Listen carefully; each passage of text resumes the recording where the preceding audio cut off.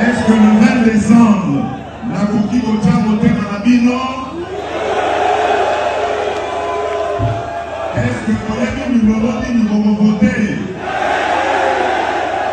Numéro 10? Numéro 10? Donc, vous votez numéro 20 dans le code. Il dit à témoin, il dit à témoin, on dit à témoin, vous votez numéro 20 dans le code.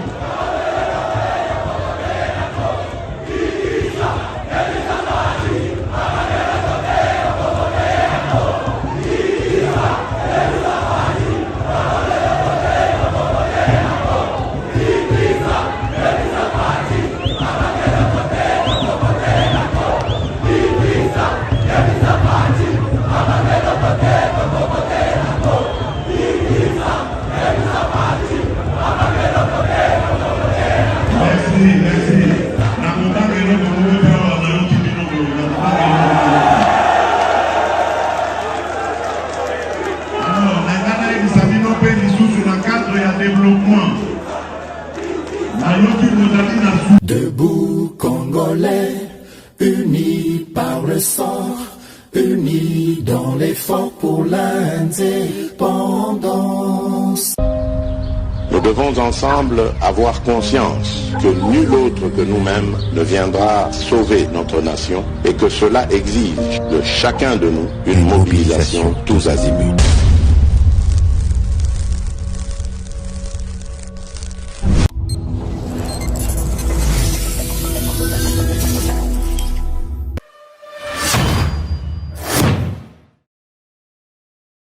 Boye malamu na GCAM télévision, fidèles abonnés, chers internautes. Nazana Esengwa Koyeba Bino, Ebele na Bolandi, émission na Bino Aba éclairé debout congolais. Merci de partout où vous nous suivez à travers la République démocratique du Congo et à travers le monde, bien évidemment.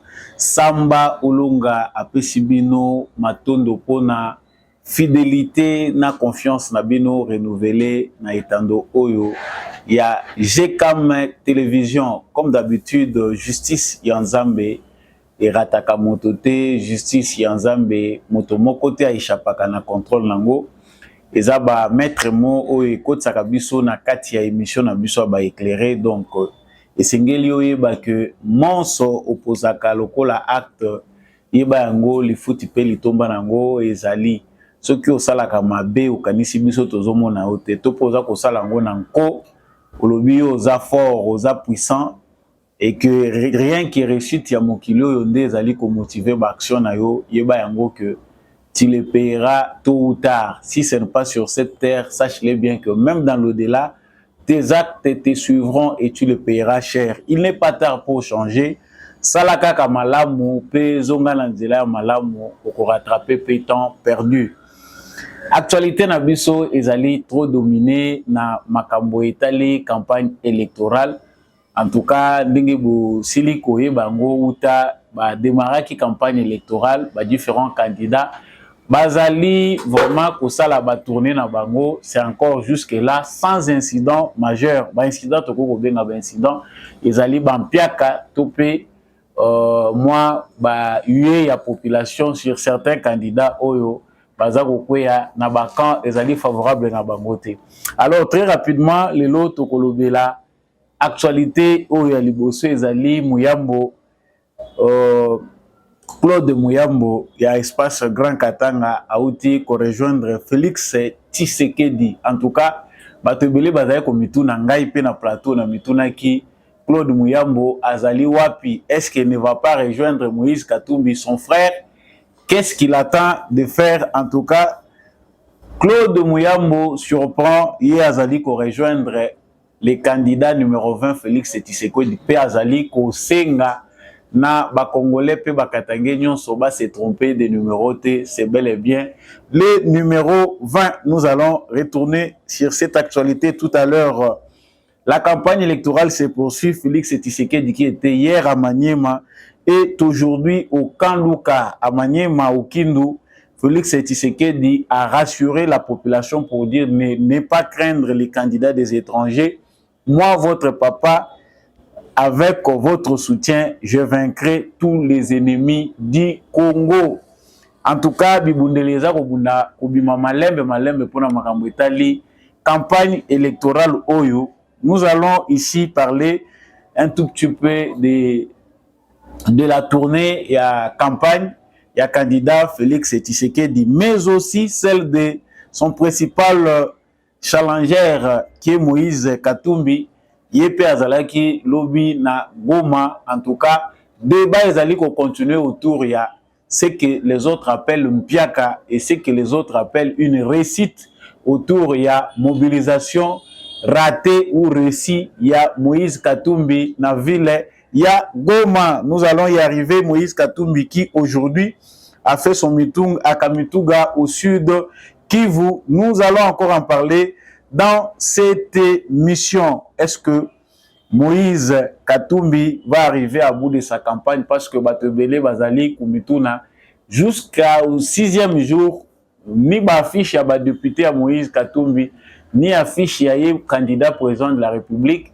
Ils allaient comme na ville ya Kinshasa. Est-ce que cela fait partie de leur stratégie ou bien Babosani Ouest topé ba planifier ngo ke ezala na suka ya ba activité na bango nyonso nde ba koya ko lancer makambu na bango? Nous allons aussi en parler. L'actualité, c'est aussi l'Est de la République démocratique du Congo où un drone de l'armée rwandaise a été abattu dans les masses ici. C'est ce qui affirme le porte-parole de l'armée au Nord Kivu, le colonel Guillaume Ndike. Et puis, toujours parlant de l'Est de la République démocratique du Congo, le président Félix Tshisekedi ne s'est pas rendu à Arusha en Tanzanie à la réunion organisée par l'EAC. Il s'est fait représenter par le ministre de la Défense, Jean-Pierre Bemba, et le ministre de l'Intégration régionale, Mwissa Nyamwisi. Nini ebimi kuna na makambo etali EAC ya mutu ezalaki nini? En tout cas, tuyebi que na sima ya makambo wana président ya Sud-Soudan azali nouveau président ya EAC, Jean-Pierre Bemba, qui avait représenté le président Félix Tshisekedi, a bien et bien plaidé pour la paix en République démocratique du Congo. La paix, le peuple congolais a besoin de la paix et nous voulons aller aux élections. C'est bel et bien ces soucis-là. Donc, en attendant, pour ce qui concerne la question de l'EAC, les processus de Nairobi, il n'y a pas de calendrier de retrait de troupes de l'EAC, mais par contre, les chefs d'État recommandent des consultations entre les chefs armés de l'EAC et ceux de la SADC, soumettre ces recommandations au ministre de la Défense avant les prochains sommets. Donc, Maponomi Makambwetali, Boye ya SADC na EAC est comme lié. En tout cas, le chef d'État Bazali qui recommande que le chef d'État-major, le chef armée, il y a EAC, ça la recommandation, puis il y a SADC pour procéder. Qu'est-ce qui se passe? Est-ce qu'il y a entente? On veut amener la même politique de l'EAC à la SADC? C'est ce que nous allons tenter de dire dans cette mission. Tout ce qui ça analyse oyo nazali pe ko partager na bino, il y a monsieur Daniel Shekumba, ancien candidat à la présidence de la République, a partagé analyse moko ya malamu sur expérience na ye ya monde des affaires na monde ya politique ndenge nini moto azalaka soki azali na ba affaire auti na ba affaire azali ko kende na politique, confusion pe ko kozala. Nous allons en parler comme bonus à la fin de cette émission. Voilà tout pour l'essentiel de l'actualité que je vais aborder avec vous tout à l'heure. Je vous dis merci d'avoir choisi la bonne fréquence Oyo Ezali.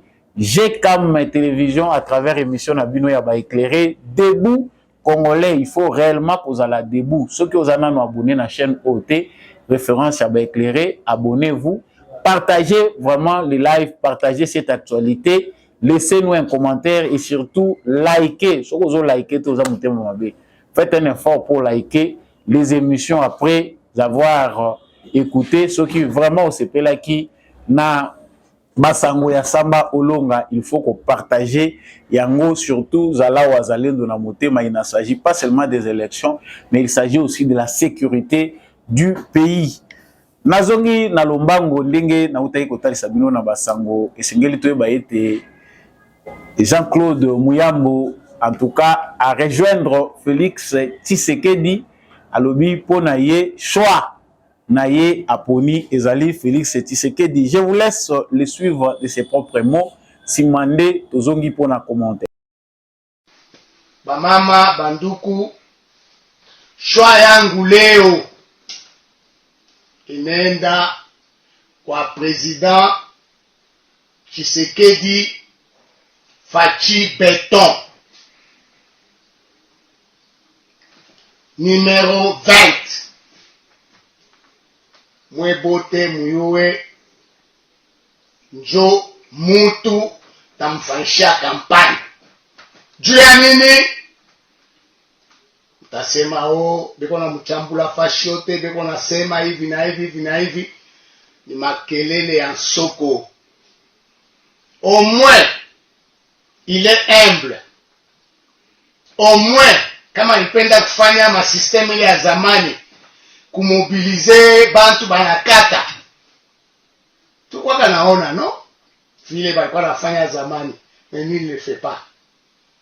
Mie d'ailleurs nawazia na yeye mwenyewe atashanga, puisque il n'est pas au courant.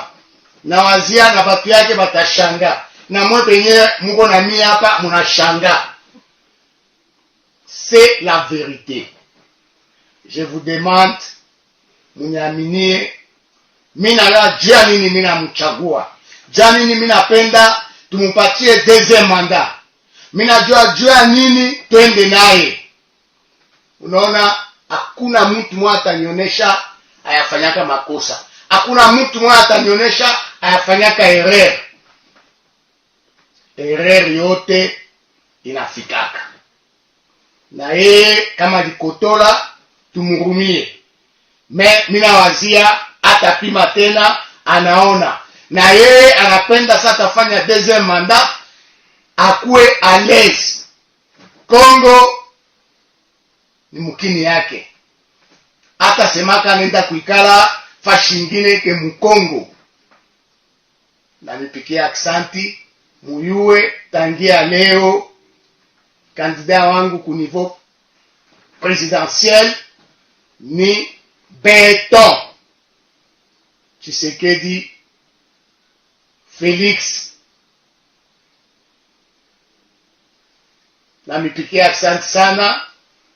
Mina jua batu bengine marweta bavimba, ila ina problème yangu kama muta. Voilà, wana bouti kolanda Jean-Claude Muyambo oyo akondanaka Moïse Katumbi. Des fois il a parlé beaucoup de Moïse Katumbi, ba méfait à Moïse Katumbi. En tout cas, s'il y a aussi des gens qui peuvent témoigner de Moïse Katumbi, Muyambo peut aussi bien témoigner de Moïse Katumbi. Ce qu'il était, c'est de la bouche de Moïse Katumbi que nous savons que Kabasele Akufaki, notre concitoyen qui était homme d'affaires, a été ruiné. Bafer naye et bebaki na Moïse Katumbi a botolie biloko naye, ce qui a provoqué la mort de notre compatriote Kabasele Azaye Kosala Bafer naye tango Moïse Katumbi a monique. En tout cas, Minouane za ko rapporté, il a envoyé les gens ba piller alingi muto réclamer.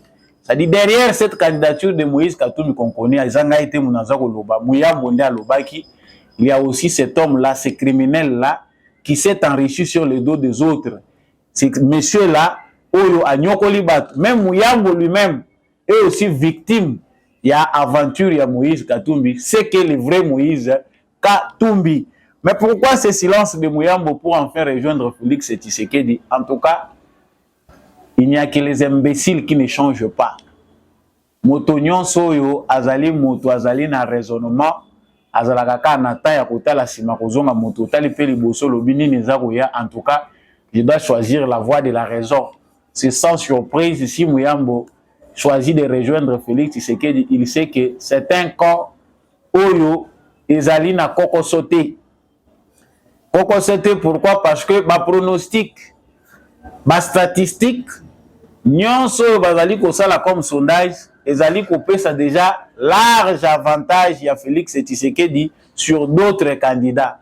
On ne voit pas comment les autres candidats, à l'exemple du candidat Moïse Katumbi, ndenge nini akoki ko battre Félix Tshisekedi de par son bilan, de par la coalition qu'il a réussi, la plateforme qu'il a réussi à organiser. En tout cas, il est difficile pour que un autre candidat batte les candidats Félix Tshisekedi. Plusieurs raisons les démontrent.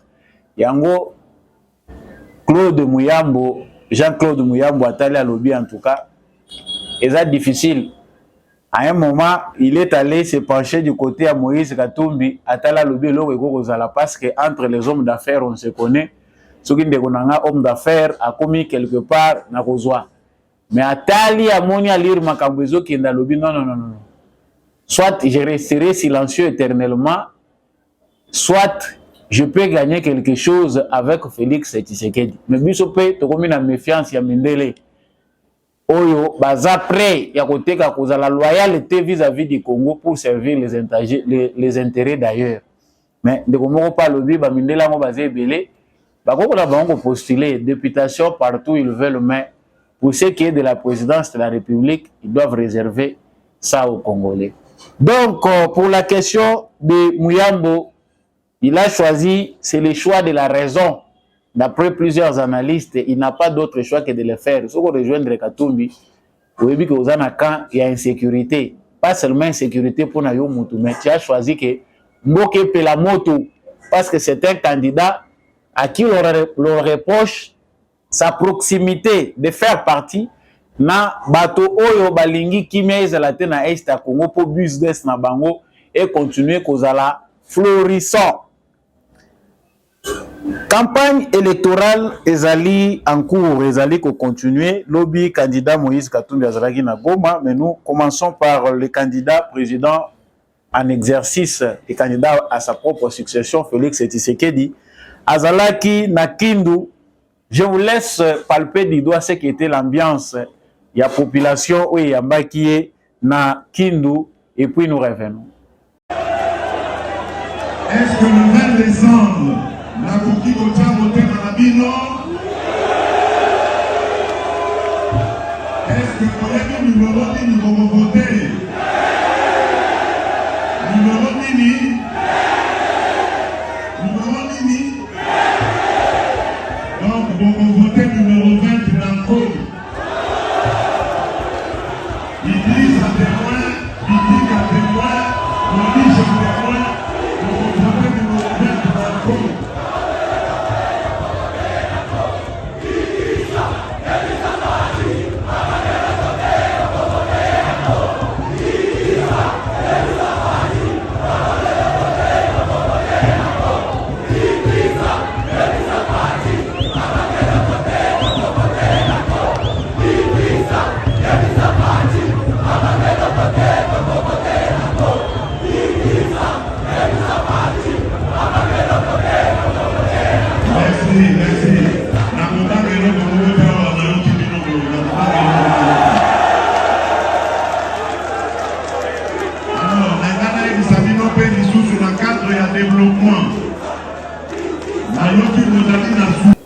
Voilà, ndenge bozali komona ngo, en tout cas ezali na kati ya ko mata malembe tebi que campagne ezako ya malembe à Kindu. C'est un Félix Tshisekedi qui attaque, qui va calmement dans sa ligne de conduite. En tout cas, le vrai message du peuple yemoko apesha ngo balobi ke kubanga eloko moko te. Donc Félix Tshisekedi ne doit pas craindre. Entre les Kindu, qui paraît être le fief d'un des alliés, il y a Moïse Katumbi qui est Matata Pogno. Mais les armes sont disponibles. Massa Sinde, il faut qu'on charge Kobeta.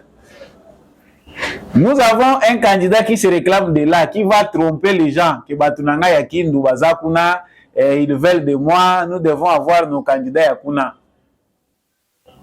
Mais Oyo, Alona Ramasangu, Bougui Université. Cette fois-ci, il prétend, ce que Moïse Katumbi a gagné l'élection, à comme les sous-premier ministre, parce que bah œuvre naïe, ils ont ba œuvre moko salvatrice. Donc, yango aza kozonga lisusu po aya ko prêcher ba congolais ndenge nini aza mutu ya rigueur. Rigueur na yo ezaka na cravate rouge o bato esengeli balanda.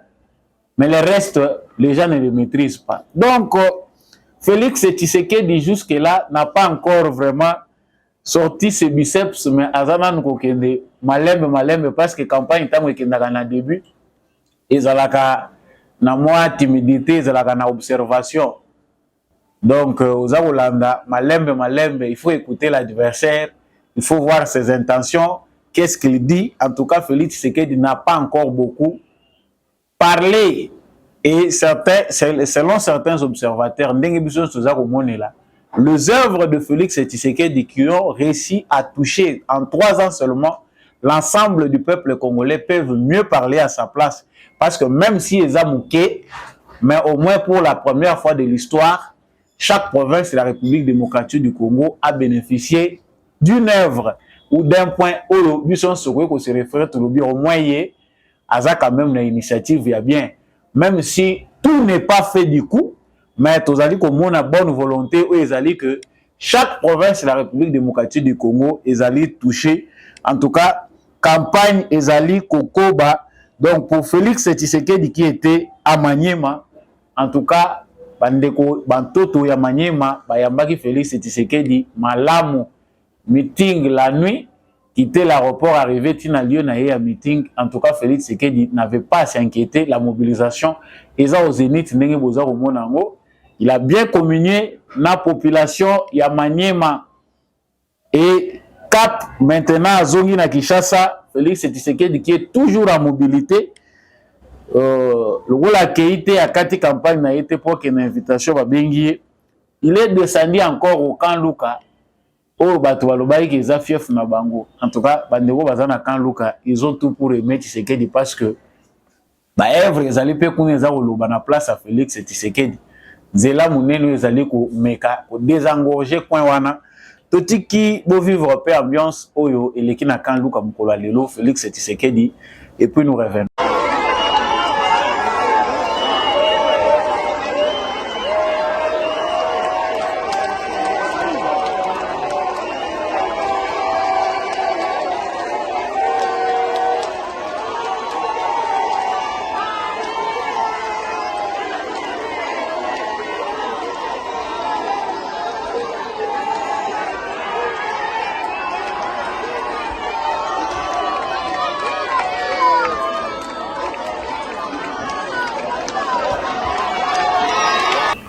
Voilà, ça c'était Félix Tshisekedi na camp Luka. En tout cas, campagne où ils allaient komonana mieux organisée, où ils allaient na probabilité à toucher ba coin sur la République, ils allaient à Félix Tshisekedi. On sent que d'autres candidats n'auront pas les moyens suffisants, n'auront pas la possibilité d'aller dans plusieurs villes. Tout le monde dit que Félix Tshisekedi a réussi à toucher ba grand point sur ya Congo central. Abimi, il est maintenant na Maniema ndenga kei na Kindu. Et aussi l'avantage qu'a Félix Tshisekedi, c'est d'avoir des représentants. Tabaza ko lobake calcul mathématique peut za ko compter, batumusu baza ko mona ngo ke za farce. Non. Avec son union sacrée, Félix Tshisekedi est surabondé de gens venant des 4 coins de la République démocratique du Congo. Bisika o Félix Tshisekedi azo kende zali pour kendeka ko affirmer présence na yeke na zawana. Mais dans chaque endroit où Félix Tshisekedi va, il a des alliés solides. Oyo, ba gestionnaire non seulement, mais bato oyo peut ba koki ko apporter soutien à bango comme au Bas Congo. Les églises comptent beaucoup. Félix Tshisekedi est presque avec toutes ces églises là. Les gens de l'Ekimbangwiste, Okei bato ya Tata Onda, Okei na ba église ki nini, Okei na ba lié politique, vous trouvez que Félix Tshisekedi est déjà mieux placé. Ça c'est un avantage. Et l'avantage l'autre qu'il a, c'est son bilan. Donc, on est là qui prend un candidat Félix Tshisekedi, Nengenini Azaro continuer campagne naïe. En tout cas, pas d'incident pour Félix Tshisekedi. Sa campagne est allée mieux organisée. Azako Tambola, malamu. Nakanluka Félix Tshisekedi ndenge déjà toté komona ngo déjà ici eleki. Nous parlons aussi ici na makambo elekaki na Goma lobi. Na Goma Moïse Katumbi a été aussi accueilli. Contrairement à avant ezalaki na Tongo, il y a vraiment bandeko pe ba sepela qui était na présence na yo balobi ko yate. Oza na besoin na yo awate oza candidat ya ba M23 po ese bandaki déjà na Tongo. Bandeko bayena mwa mabanga na bango batie na balabala balobi tolingi yate. Mais comme la police est là et le vent qu'amène Félix Tshisekedi ezali te que confrontation ezala. Batika mutu nyonso soka kosala fiasco osali fiasco na yo en toute transparence, en toute démocratie, en toute liberté. Baluga na yo yenga na yo, mais débat est à la civiliser. Et c'est ce que nous avons vu. Moïse Katumbi descendu de l'aéroport, accueilli pona banda Moïse Katumbi a bandi campagne na ye, stade ya liboso, test ya liboso ya stade, ezali ya Goma. Stade ya Goma, ezalaki test po, ba meeting baza kolakisa biso eza ba photo, moni bazweli biso ba photo. Bazu yango ba bambi ba collé biso na ba réseaux sociaux tout site olimbi na ba montage pam meeting ya Félix Tshisekedi toujours mona calmement que les images sont prises dans toutes les dimensions pour permettre que mutunyo soit mona na point de vue nyonso sur les petites villes c'est censé que na kati ya petite ville batu bakoya pe de manière mesurée mais ya Moïse Katumbi toujours mona tricage ya bato bazali spécialiste na montage. Test yango boza komona na Goma. Sikoyo ba pesi yo stade yango ana. Tondi ça ba plein oyo baza kolakisa biso. Vous-même vous voyez dans cette vidéo là que stade est à moitié, même pas à moitié rempli, to yebite ni tokoloba. Le long de la route, on a vu aussi ce qui s'est passé. Le long de la route, ozomona ba mama ba yembeli. Oyo fonatika bino bolandango. Parce que la police peut aller loin des images officielles, il y a aussi des images amateurs. Voilà, la police peut aller. À Goma, bango bakanisi que les terrain conquis, na komema lokuta comme partout, et les gens vont venir écouter. Oui, tous ceux-là qui viennent dans les meetings ne viennent pas seulement parce que balingi Katumbi, bamusupe bazoke ndeko yoka. Toke ndeko yoka azako lobaneni. Onga président de la République, na kolongola basukoi. Basukoi wana nyonse kokota garage. Na komemela bino o ba américain bazoteka 20 millions yango yazokende koyebisa bato ba conseiller ya Katumbi bazoya ye mbongo na nko et puis bango moko pena bayebi ke oui baza ko mburbe ye bayebi bien que Katumbi a une insuffisance, son discours doit être préparé. Katumbi n'est pas quelqu'un qui doit s'improviser aza mutu moko ayebi ko arranger full te. Il faut profiter kana ba moya mike mikuse ba makambo mikuse parce que tant on a ça la meeting ce n'est pas un peu comme un discours en français na meeting on sélectionne oza que luka makambo ekoki yote lobi ebisi biso ki oza mieux placé parce que oza homme d'affaires ndenge o réussir na business oso gagner vie na yo aller facilement pe ko bongisa Congo ndenge oso gagner vie na yo lelo ebisi biso basukoi na ko tsango mopanzi e ko kota na garage. Non, les gens à Goma, ils maîtrisent les enjeux.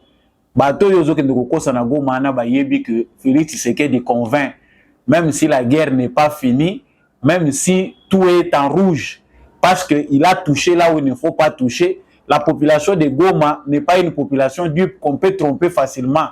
Oke ndoko yebi sabango ke ngai nde mutu na ko mela bino kimia, c'est faux. Mieux vaut yebi sabango ke yonde mutu ko ya na dialogue. C'est que Moïse Katumbi n'a pas pu dire aux habitants de Goma, ce qu'il ne pouvait pas vous dire, c'est que lui est prêt à dialoguer avec Kagame, de prendre encore les M23 qu'on négocier na Bango à l'allure de Joseph Kabila. Nous tromper que non, j'ai gagné la guerre. C'est faux. Ce n'est pas un candidat mieux placé pour résoudre les problèmes de la sécurité à l'est du Congo. S'il faut le prendre sur ce plan-là, c'est un allié du M23. Au moment que baza ça les campagnes en Rwanda facilement parce que bayebi que Azam Muto soka komi na pouvoir facilement ils seront en paix ko soit na entre biso na ba Rwandais sili biso tozongi na garage makelo tokocha ngo lisusu te les Congolais auront peur de citer le Rwanda dans leur propre pays. Nous avons vécu cela à l'époque à Joseph Kabila. Les Congolais dans leur propre pays, mais azo banga kutana Rwandais. Soka lobi Rwandais abaluki simatali, alobi bako risque baya kokangana po mutazo kamba biso ndeko na bango. Donc, à Goma, sachez que il n'y a rien qui ressemble à la vérité dans Makambo Oyo Moïse Katumbi alobi na Goma.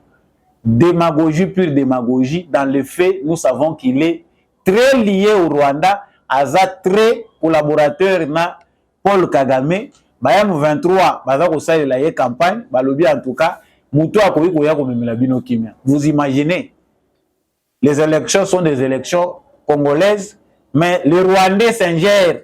Baza pe ko proposer bino candidat na bango balobi candidat meilleur toza na yeye wana. Ende komo ka yebisinga lobi, alongwe kana buta akuti carburant zalaki 5000 francs. Carburant na buta place oyo Moïse Katumbi autaki. Moïse Katumbi alongwe na buta carburant longwe na 5000 et mati 10 000. C'est pour que les analphabètes aïssent Tshisekedi. Qu'est-ce qui a fait que carburant est longwa de 5000 à 10 000? Bajo to monaki yango na Katanga ba créer crise à masango na nko. Ba kei ba stocker ba sali gel. Ya produit alors que masango ezali ba sombi mutu moko akia sombi na baninga yeko bomba. Entreposé wana a créé crise nanko. Maintenant masango est mati, donc il est prêt même à tripler le prix pour le gouvernement incompétent. Voilà l'intelligence d'un commerçant qui veut devenir président de la République. Ce qui est intelligence, c'est accompagné la sagesse. Sachez-le bien que un homme intelligent peut facilement devenir un criminel. Et c'est ce qu'on voit de Katumbi. Il est prêt à mettre l'argent.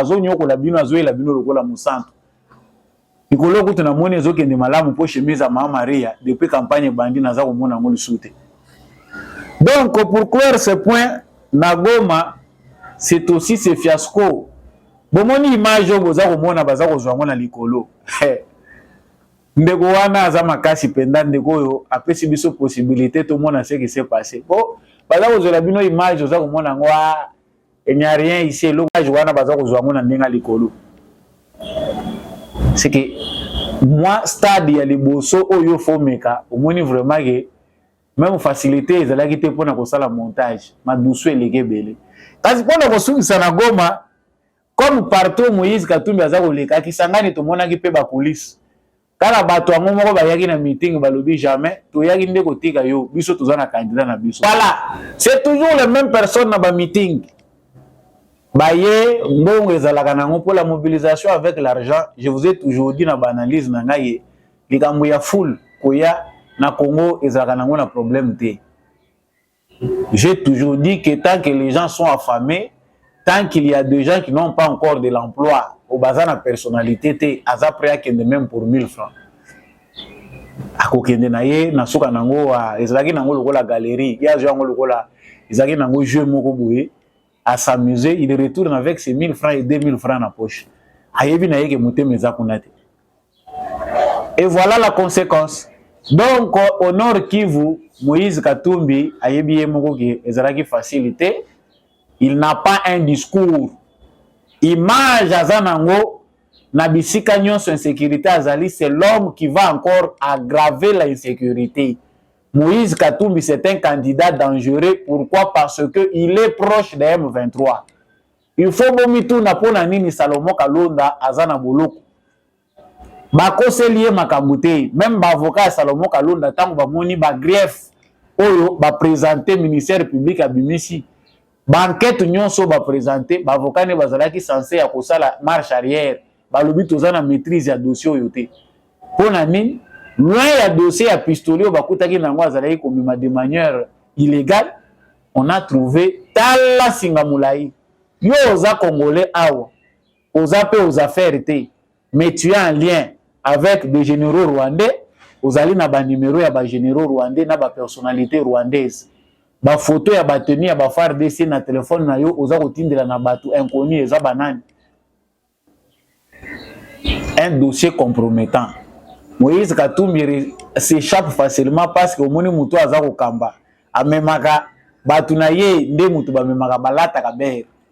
parce qu'il n'y a pas des indices, d'indices et pas Salomon Kalonda. Cette affaire de M23, nous devons savoir que M23, si bakota na politique ya Congo, il y a des politiciens membres du M23.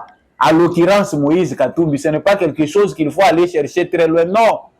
Et là, comme ici, les Kamboya M23, Makasi, c'est parce que M23 a zuppé balié au bazali ba politicien congolais. Pour Tshisekedi Soka réussir les Kamboya pour établir paix na sécurité à l'est du Congo et qu'on coûter et qu'on compter plus na bilan et Tshisekedi, nous devons compliquer le jeu. C'est comme ça que des gens qui se disent congolais sont allés se rallier au M23. Aux hommes on a besoin foutre ba militaire pour bakende bakima basala ba défection bakende ko rejoindre M23. Ba légitimer M23 comme un mouvement congolais. Or de l'autre côté M23 baza côté milango balobi que ça mouvement congolais, nous ne pouvons pas discuter avec un mouvement ou un mouvement ba congolais et puis mouvement moko terroriste.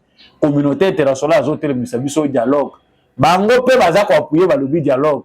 Tshisekedi ne sait pas négocier. Ceux qui biso to yena pouvoir, nous allons négocier mieux avec Kagame, nous allons trouver un terrain d'entente. Bolandeli a muko gazo biso alobi oui. Sécurité ekozala et à la place oyo le Rwanda, c'est un pays où les voisins, il faut discuter pour trouver terrain d'entente. Il y a des intérêts qui sont là, il faut bénéficier. Si c'est que le temps Amérique au salon on a mis sur la binounion sur bengi traître. Aujourd'hui que la porte est fermée, tout le bignette va rejoindre zéro. Attends le moment va rejoindre sauter. Bino biso ne ba vrai négociateur. Spécialiste, vous avez le temps, chers Congolais, de palper du doigt qui sont ces candidats-là de l'étranger que Félix Tshisekedi pointe du doigt. Aussi, Toloba Mobanda, la Félix Tshisekedi a rejoindre Biso na campagne, mais Biso Uta Tobanda, Toye Bisakabino, il faut faire attention, il ne s'agit pas ici seulement des élections. La question primordiale n'est pas les élections. Les élections, ils ont une routine démocratique. Les élections, ils ont un principe démocratique. Mais pour l'affaire du Congo, ils ont les Kambouamabélé. Il s'agit de notre intégrité territoriale. Il s'agit de notre souveraineté. Il y a une ingérence étrangère. Na États-Unis, vous vous posez la question. Félix Tshisekedi en pleine campagne, on envoie quelqu'un venant des États-Unis d'Amérique. Tata campagne qui est se représenter na Arusha kuna na Tanzanie. Chers Congolais, l'air est grave. Ce qui biso to lobi angote oyo ke lango na manière désordonnée, matisi o mafuta o lobio moyena la lisusu ezate. Biso toza ko lobango. L'air est grave. Il ne s'agit pas des élections. Les Congolais, sûrement, bateau bazaba Congolais, bayebi déjà Kanabango. Bako imposer au choix, mais sachez bien que celui qui est Congolais saura ce qu'est son camp. Bako l'action est le côté aux amours na mukete. Donc, Félix Tshisekedi a ta campagne a que de rejoindre le chef d'État na Arusha na Tanzanie. Bien joué, monsieur le président de la République, c'était notre souhait au KIT. Ça, c'est une aventure. Wana Museveni mbangu na bilamba minene akikotia poto ya toebite soki ya tayi mona nakate. Museveni président ya Soudan, président Kenya wa sekaka pamba bango nyonso bakembangu bayebi ke Tshisekedi azanga kata koya. Tshisekedi doit aller maintenant les rejoindre pour ba jouer biso mauvais tour. Et voilà ce qui sort de là. Franchement, chers Congolais, nous devons comprendre tous ces enjeux et savoir que nous sommes seuls face à notre destin. Et le destin se destine au Congo, pas à l'étranger. Biso tozo lukaya se kende. Mais bango bazako décider. Balobi, ba chef d'État, il y a EAC, Communauté des États de l'Afrique de l'Est, décide que ba chef d'état-major ya ba armée ya EAC ba pays membre ya EAC ba kende ko solola ba ye ba ndenge nini ba koki kozwa ba disposition parce qu'il doit prendre des dispositions ici ba disposition ezali que va consulter le chef d'armée et EAC na SADC pour soumettre des recommandations au ministre de la Défense avant les prochains sommets. Mais les molo ekoti.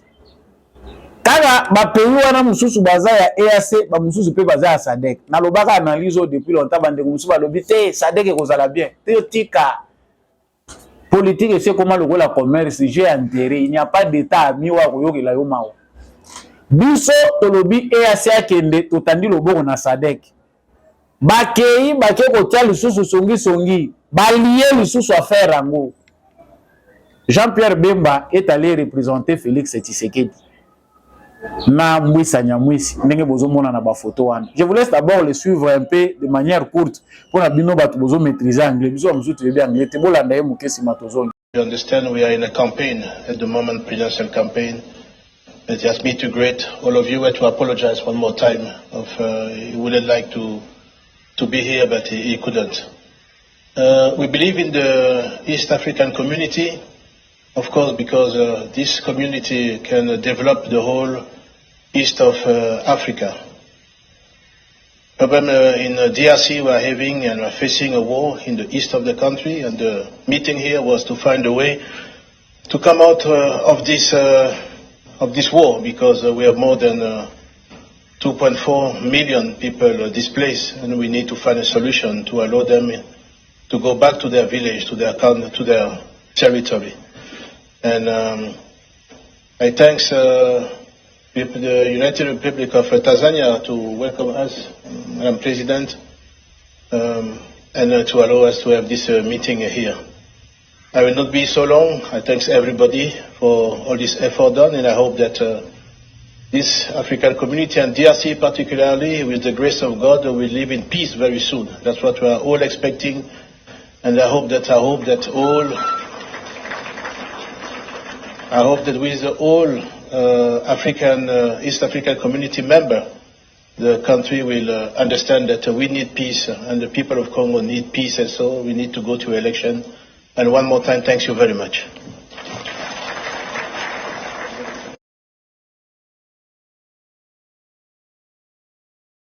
L'important à saisir, c'est que lui plaide pour la paix. Nous, Congolais, Tolingi paix, nous voulons aller aux élections. C'est bien compréhensible. Bolingi, neni, biso Tolingi, bo stopper mutunabino, biso abatozana ba élection. Comment un président candidat à sa propre succession, bokoyi ko déplacer ya kata campagne pour ya kuna? Franchement, intention pe musu toza ko loba clairement ezaki ya kolinga ko bomaye qui ont tué Musée. Les pays amis Bakabaye Wana Museveni qui ne vient pas dans certaines réunions Mbango akei Bayebi déjà plan na bango basi babongisi. Nous le disons haut et fort. Ça ne s'entend pas aux États-Unis d'Amérique, ba démocrate balingi kotika Congo liberté. Tout le bango clair. Balingi kotika démocratie congolaise liberté, balingi ko imposer biso makambo na bango. C'est ça la vérité. Oh, moi, je suis là. Vous venez avec des injonctions à période de campagne. Tika biso to kende élection. Si mawe la biso ba injonction, comment un candidat, parce que dans la minute de la constitution à Congo, est allé si bien que tant que muta komi candidat, aza ko assurer ba faire courante. Vous voulez traiter ba faire obinu bozo ko linga ko imposer biso na moment oyo. Ezo salema na candidat ni. C'est les États-Unis qui recommandent encore SADC et le sous-sous comme au Nubis. Ça dit si l'EAC doit partir, SADC et Kosala kaka le même jeu. Pourquoi? Parce que les États-Unis d'Amérique balingi bitumbate entre Rwanda et Congo. Mais vous voulez quoi? Que le Congo se défende seul parce que bino boza capable ya Kosala ngote. Bo pesi ba ordre na mwana na bino bo fabriquer alingi kokendete alingi kotikate. Mais laissez les Congolais terminer leurs problèmes. États-Unis aye note tolingi de crispation, tolingi bitumba ezalate. Soki bana ya batu baza ko continuer ko kufa, armée congolaise o cesser les faits, toza ko observer cesser les faits. Mais injonction à l'américain. Pendant ce temps-là, le Rwanda est en train d'amasser ses militaires aux frontières. Le Rwanda continue à envoyer ses militaires mourir bêtement au Congo, baza ko ya, baza ko se renforcer, ba ke ne ressources auto kanyi région telle. Les États-Unis ne font qu'observer. Biso toza na période électorale, les États-Unis d'Amérique observent le Rwanda et puis nous disent, nous, Congolais, notez, il faut trouver compromis dans la paix, il faut des solutions à la diplomatique.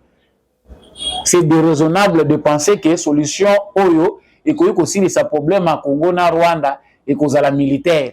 Bon, bino bolinguez à la militaire, vous nous proposez quoi? Qu'on négocie, qu'on prenne des Rwandais, qu'on puisse encore les mettre dans notre armée, tout ça va nous la politique à Congo. Comprenez combat entre statu quo na changement. Batu ya statu quo baza statique balingi te ko céder, surtout les démocrates américains oyo baza na PP Biden instrument na bango. Pour eux, celui qui doit laisser la marge de manœuvre bale la kaka na sima ya Rwanda na Uganda na ba pays mususu. Comprenez pourquoi nous sommes en danger. Et Félix Tshisekedi est en danger parce que Makambo azoloba na campagne, c'est ça la vérité. Ces gens-là n'aiment pas bateau baloba la vérité. La vérité, c'est de dire ouvertement que ces candidats-là des étrangers. Malamu bazala na batu na bango ba yebi ba ko manipuler facilement, bati la bango laisser aller. Mais ça ne passera pas. L'assurance que nous avons avec Félix Tshisekedi ezali que tout ce que Félix Tshisekedi a fait, ezali sous la possibilité à kozonga simate. Moyen Congo est la sous-marche arrière exaté. Nous sommes arrivés au point où, soit ils doivent résoudre ces problèmes-là, la communauté internationale, malgré Soni Nabango, ils doivent résoudre ces problèmes. La communauté internationale n'est pas faible face au Rwanda, mais elle est complice. Il y a Rwanda Makambaza Kosal. Allez, Bakei Kunandenge Tozoko Lobawa, président ya Sud-Soudan, il y a un nouveau président ya EAC. Ma décision non te bokende koyokana ba chef d'état ti na prochaine réunion oyo bango ba ko organiser nde ba koye ba décision ni nekozwama. Donc à l'ordre du jour retrait à EAC et comme le rôle a conditionné mais diplomatie eza ya RDC. Muto azo ça la demande que SADC aya eza RDC. Pourquoi est comme lié? Ba lié ba chef d'état-major SADC nanini. Donc comme pour bino bokende bango ba ko remplacer est-ce que carte wana est talibino. La Tanzanie joue un mauvais jeu. Tanzanie na SADC, Tanzanie na EAC. Ba kotisi politique na bango wana ba memi yango lisusu na SADC. Nous qui pensons que SADC n'est koya na bitumba. Chers Congolais, nous sommes déçus. Si la SADC doit venir ba kobundate parce que l'injonction venant des États-Unis d'Amérique ne veut pas qu'une armée africaine, une armée de l'Afrique centrale, s'associe à l'armée congolaise pour na kokita kokende ko résoudre les problèmes ya Est et ya Congo. Et ils ne veulent pas de la guerre parce que biso loko tolinge za ke soki SADC ayeba bunda. États-Unis a ça appelé ba injonction na ba président wa za ko maîtriser que pas question ya kotinda ba militaire na bino ba bunda. Donc attendons à nous à l'ONU bus soki SADC akoyawa ezaka négordier we kangi biso. Ça va tourner. Nous voulons que l'ONU parte. N'espérons pas qu'une autre force ici va nous aider à remettre de l'ordre. Et vous allez sous l'heure, même la SADC, la corruption est déjà entrée de manière diplomatique. Ces chefs d'État-là, basa sérieux. Donc, point barre. Congolais, réveillons-nous, restons derrière notre armée et notre chef de l'État. Dans la période yaboye, n'a pas été responsable de changer de président. Si vous n'avez pas certainement un argument pour voter Félix Tshisekedi, moi je pense que c'est cela l'argument. En guerre, n'a point haut aussi comme une stratégie Félix Tshisekedi a tient en place. Plus de 60 000 jeunes, des réservistes au bazar au côté pour renforcer la capacité armée na biso. Donc on reçoit mundele ndundu tocha aye la biso stratégie à sika. Yakiba bato stratégie à maloba solo. Vous aurez compris, au biso toloba kite biso tolobi. Ya biso eza affaire ya koloba. Ba candidat mususu awa bango baza ko senga ke Félix Tshisekedi ne devait pas être protégé par les mêmes forces du président de la République en fonction, mais plutôt comme tous les candidats avec 25 policiers. Waneza plainte, il y a Théodore Ngoyi, il y a Martin Fayulu, il y a Denis Mukwege, il y a Nguluni déposé contre Kazadi, Peter Kazadi, ministère intérieur. Félix Tshisekedi faut attendre 25 policiers. Bon là nous Théodore Ngoyi, si moi tozongi pour na kosala commentaire. Le ministre de l'Intérieur refuse d'exécuter les dispositions des articles 110 et 111 qui imposent l'égale protection de tous les candidats pendant la campagne, mais aussi dès la publication de la liste électorale, à charge de l'État, 25 policiers à charge du Trésor. Et cette protection-là doit être faite par les services de l'ordre public. Or, on voit les candidats présidents de la République sortants qui continuent à être protégés par les mêmes forces du président de la République en fonction. Ils devraient être protégés, comme tous les autres candidats, par les forces de l'ordre, c'est-à-dire 25 policiers, comme tous les candidats. Par conséquent, qu'avez-vous décidé? Nous avons décidé de saisir la Cour constitutionnelle, nous le ferons dans les jours à venir, mais demain, nous déposons la plainte à la Cour de cassation, plus précisément au parquet général près la Cour de cassation, parce que M. Kadiman et même M. Peter, en leur qualité de président de la CENI et de vice-premier ministre de l'Intérieur, sont justiciables de la Cour de cassation. Vous portez donc plainte contre le président de la CENI et le vice-premier ministre de l'Intérieur. Exactement. Pour quel motif? Faux en écriture pour Kadiman, atteinte aux droits garantis aux particuliers, corruption, abstention coupable pour Kadiman et pour Peter Kazadi. Merci beaucoup. Je vous remercie. Wana bolandi wana eza Théodore Ngoyi qui pense que eza malamu te. Félix Tshisekedi faut tambola na 25 policiers. Botami pe ba classe. Même dans les états oyo ezali mieux placés, ba état oyo ezali ba état ici vandi malamu. Comme les États-Unis na France, le président en exercice azali candidat moko na statut mususu parce que azawana aza ko assumer ba faire courante. Même si il n'est pas en fonction parce que candidat à sa propre succession, candidat comme tous les autres candidats, il doit être au même niveau. Mais sécurité na yo ko sakana nango te. Soli président wana supposons akufi na moment wana yo ebi danger oyo mboke ko concourir ba ko ya ko luka yo Théodore Ngoyi ba yo ko luka yo Fayoul. Mais trouver d'autres sujets. Tu veux que la démocratie comme nous peut s'abîmer lengi. Pour réclamer na biloko ba réclamer te. Félix Tshisekedi a s'entourer na 25 policiers. Na moment où pour payer zo courir ba danger sécuritaire, vous êtes complice. Ya bateau ba linko boma Tshisekedi, vous aussi vous êtes complice. Parce qu'un sujet comme ça n'est même pas à présenter devant les gens. Nous sommes tous mona ndenge nini baza ko bundisa Tshisekedi awa. Mais des gens sérieux na mayelo ya bino lobi Tshisekedi atambola na 25 policiers. Vous avez un autre plan. À moins que vous ayez un autre plan. La vérité, nous l'avons déjà dit. Candidat moko yakala chez Kumba Daniel a fait analyse na ye na pe na yo ki réflexion na ye na début télévision na debout congolais bolandi candidat wana malamu na pe na landie lokola bino. Je ne partage pas ses avis, je ne suis pas avec lui, mais j'ai trouvé raisonnement moko correct na makambaza koloba. C'est quelqu'un qui a toujours critiqué Tshisekedi pour na balandaki na ba réseaux sociaux, il n'a jamais été proche de Félix Tshisekedi. Il critique la gouvernance de Tshisekedi na manière nyonso, na ba diatribe, na ba critique normale à salaka. Mais j'ai pris un point intéressant à pour te révéler, biso to comprendre logique eza ko Moïse Katumbi. Un commerçant, muto a sa sali business, azwaka mbongo na commerce, ayebi ke nyonso eza intérêt. Aya na politique, confusion ezali. Parce qu'il va aussi penser que la politique naza ko sala nyonso pona ko zwa intérêt. Tant que robaka ngwa bat musu ba comprendre kate, mais tala ndeko ndinga faire réfléchir biso sur base pe expérience na ye. Oza na kati ya ba business, au travailler comme commerçant longtemps, commerçant, souvent ils ne font jamais de bons politiciens. Parce que logique à quoi na ngweza commercial. À quoi na logique d'état, tout est intérêt pour lui. Calcul, ce qui to sali boy pour na commerce ezaki marchandise na na sombi na sali décalage ce qui na beti boy et bimi boy. Logique moko na sete ke koni. Yango sete ke koni akembangwa ebi ke azo misela ngambongo na ngana intérêt ye paza na ba calcul azo sala. Ne vous trompez pas, chers Congolais, ne vous trompez pas. Les Congolais normaux, ils ont déjà leur choix. Les attardés, ceux qui sont faciles à manipuler, qui ont en 2018, au Loba, je me suis trompé. En 2023, je me suis trompé. Ah, il y a biso ezako loba.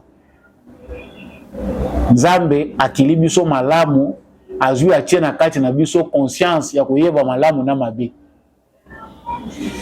Depuis wana mutu na mutu ayebi kopona malamu na mabe. Soko kosamaki conscience lo yebaki na kosamaki en tout cas lelo na sala erreur.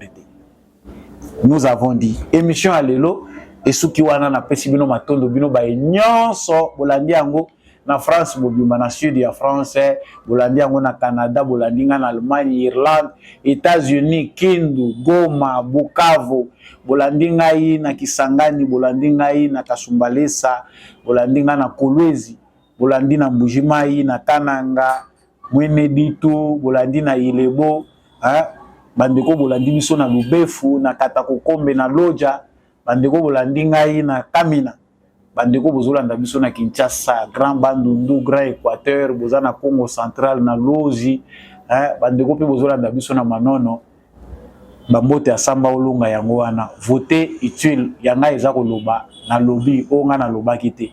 Merci mingi na ndekumbi ya Shako alandaki biso awa memaki biso na réalisation pour cette émission oye komela bino matondo mingi na ba candidat na za kokumba na bino awa candidat Gérard Kabeya l'apôtre Gérard Kabeya na Changu bandeko ya Changu bosimba ye malamu ndenge bozomona affiche na début ya émission oyo. Merci mingi pe na candidat Fredi Ngwama na circonscription électorale ya Ilebo dans les Kasai bandeko ya Kasai aussi bandeko na bino wana pe malamu. Merci à tous ceux qui suivent cette émission. Jean-Louis Timbalanga, l'homme de la vérité des urnes, Maurice Kikangala, mon vieux depuis l'Irlande. Merci à papa Boniface Mpunga depuis la France, maman Bill Bilonda, papa Kennedy Mukendi. Merci aussi à papa Jeff Oazali, vraiment Kolanda Biso, et pas Wapi Kolanda Biso en tout cas, na Australie kuna topesi bino mbote mingi, bandeko pe bolandi biso na Suisse, bolandi biso na Suède. En tout cas, ngana bino toza elengo bomoko bolingo yango nde ko sala ke komona biso ekende liboso. Abonnez-vous, partagez massivement. Wazalendo na motema.